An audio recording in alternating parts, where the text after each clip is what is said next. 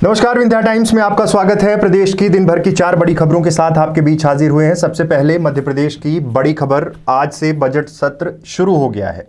मध्य प्रदेश का बजट सत्र, बड़ी उम्मीदें हैं लोगों को, क्योंकि पिछला 1 साल जिस तरह से गया उससे कहीं ना कहीं लोग हताश हैं। और सबसे बड़ी बात यह है कि अब सरकार से उम्मीद है कि बजट जनता की तमाम चीज़ों को ध्यान में रखकर, क्योंकि कोरोना का जो टाइम है, अभी भी कोरोना संक्रमण के मामले लगातार अब बढ़ रहे हैं मध्य प्रदेश में। एक बार फिर से महाराष्ट्र में भी हालात आपके सामने हैं। इस दृष्टिकोण से जब आज मध्य प्रदेश को पहले तो नया विधानसभा अध्यक्ष विंध्य क्षेत्र से, रीवा जिले से गिरीश गौतम मिले, उसके बाद राज्यपाल आनंदीबेन पटेल ने अभिभाषण के दौरान कहा कि मेरी सरकार ने कोरोना काल के समय बेहतर काम किया है, और इसके साथ ही उन्होंने माफिया के खिलाफ हो रही कार्रवाई की बात भी की। उसके साथ ही उन्होंने मार्च 2020 में राज्य की टेस्टिंग क्षमता की बात की, 300 से बढ़कर 30,000 हुई, इसका जिक्र किया। टेस्टिंग लैब 3 से बढ़कर 32 हो गई। 2020 में पीपी किट की उपलब्धता लगभग 18,000 और टेस्टिंग किट की उपलब्धता मात्र 620 थी, जो बढ़कर 3,50,000, पीपी किट 2,40,000। ये तमाम चीज़ों का राज्यपाल ने जिक्र किया। सरकार का एक तरह से जो विकास कार्य, जो तमाम चीज़ें होती हैं, वो राज्यपाल अमूमन उसमें सरसरी तौर पर पढ़ते हैं, और आनंदीबेन पटेल भी वही कर रही थी, और तमाम चीज़ों की उन्होंने जानकारी दी, कितने लोगों को रोजगार मिला और तमाम तरह की बातें थी।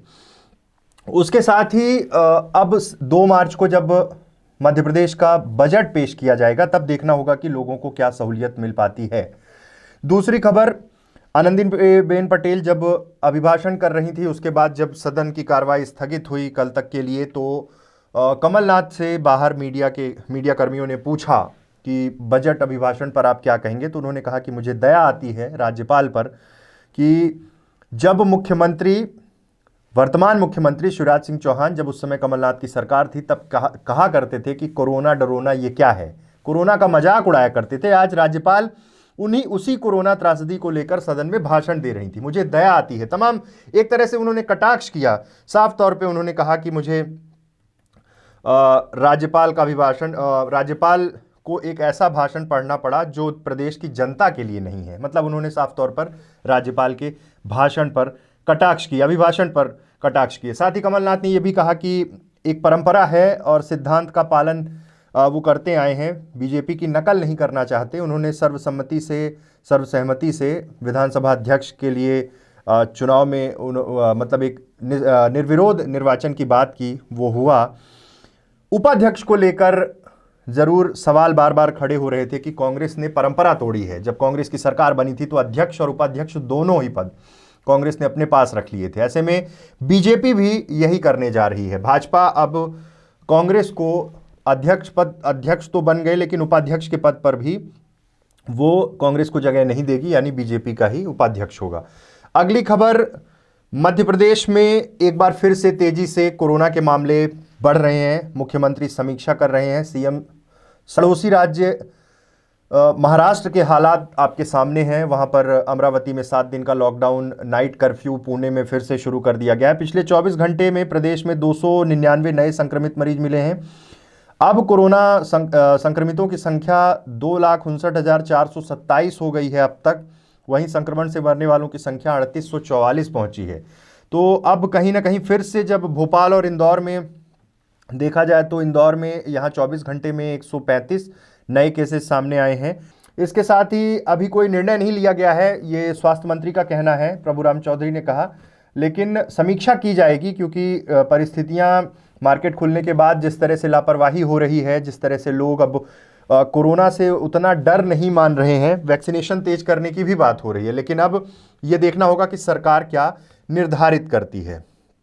आखिरी खबर, विंध्य क्षेत्र से ही सीधी जिले की सीधी विधानसभा सीट से विधायक केदारनाथ शुक्ला, इनका दर्द छलका। कल आपने तमाम सोशल मीडिया से लेकर तमाम जगह देखा होगा कि वो साफ तौर पे कह रहे थे कि मैं सन्यासी नहीं हूँ, सबकी राजनीतिक महत्वाकांक्षाएं होती हैं।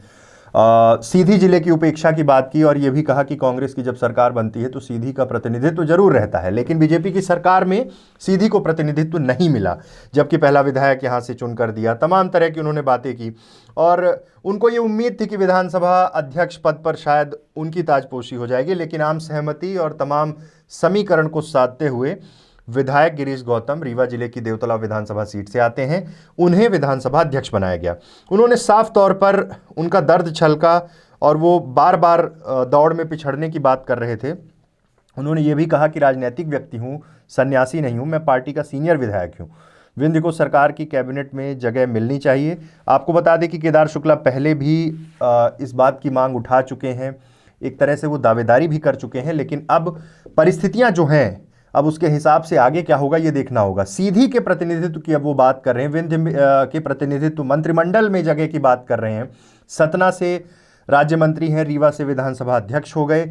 सीधी का बार बार वो मसला निकलकर सामने आता है, सीधी और सिंगरौली। अब देखना होगा कि आगे मध्य प्रदेश में भाजपा क्या निर्णय लेती है, लेकिन फिलहाल केदार शुक्ला, उनका दर्द छलका था। उन्होंने साफ तौर पे कहा था कि उपेक्षा हो रही है, जबकि कांग्रेस हर बार जब भी सरकार बनती है तो सीधी का प्रतिनिधित्व कांग्रेस सरकार में जरूर रहता है, लेकिन भारतीय जनता पार्टी में उपेक्षा हो रही है सीधी की। तो ये थी प्रदेश की दिन भर की 4 बड़ी खबरें। ऐसी तमाम खबरों के लिए आप बने रहिए विंध्या टाइम्स के साथ। बहुत बहुत धन्यवाद।